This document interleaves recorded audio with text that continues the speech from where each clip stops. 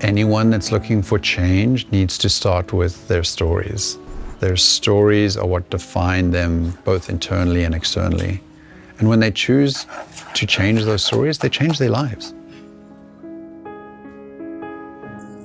What brought me here is because I wanted to make a change. I had a finance career for the last 18 years. I want to create a life that has a little bit more meaning. The reason I first decided to come was change in life. Quit my job, starting something new, didn't know what I wanted to do next, but knew that I wanted to do something. And now that I'm here, it's not about what I want to do, it's who I want to be. Second Harvest is this place that you're at in life where you're in the midst of change. Whether it's you see it on the horizon or you're in the middle of it, there is some evolution taking place, and you've got options. You've been doing something, you may have had a lot of success with that thing, but you get to a certain point and it's not working for you any longer. For so many people, they feel almost a level of guilt in that.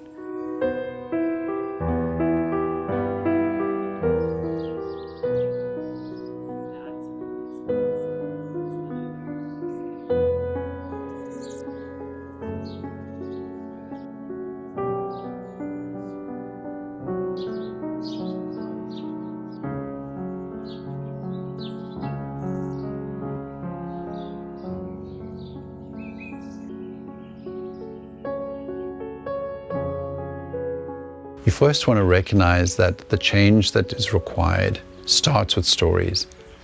Those stories need to be inventoried. You need to understand what they are first. The awareness of your stories is the first step. Beyond that is then to rewrite the stories that are applicable and contextually relevant to that next stage of your life.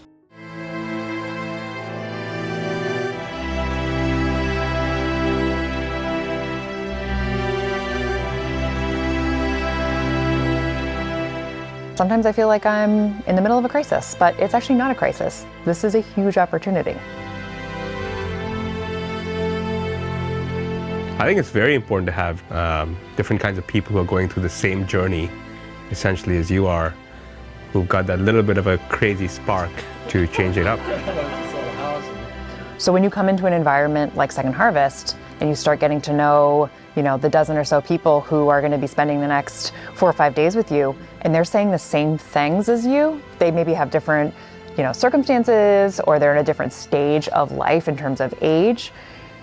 You start hearing that they're saying the same things, and it feels so good because for the first time you could say to yourself, I'm not alone. The questions I'm going to continue to ask myself is, when I wake up, how do I want to feel, right? Not what's on my agenda today. Who am I? How am I going to spend the rest of my time, whatever time that may be? What is most important in life? What do I want?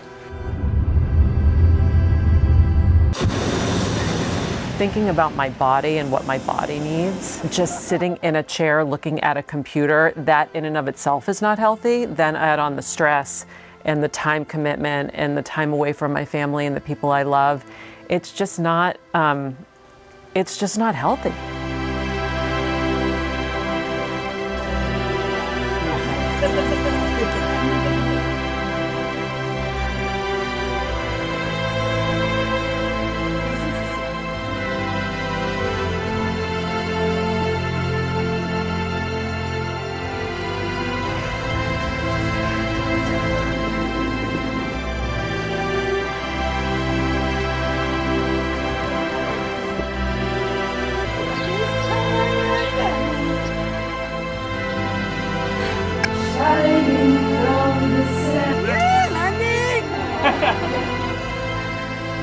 In all of the change work that we've done and the transformations that we've seen is that you cannot screw this up. There is no good or bad way to do this. If you are looking for change, if you're looking for something to transform in your life, there's no good or bad thing. There's only the desire to see that change happen. And if we could put a billboard up, it would be, you're not going to screw this up. Whatever you do is going to work out just fine.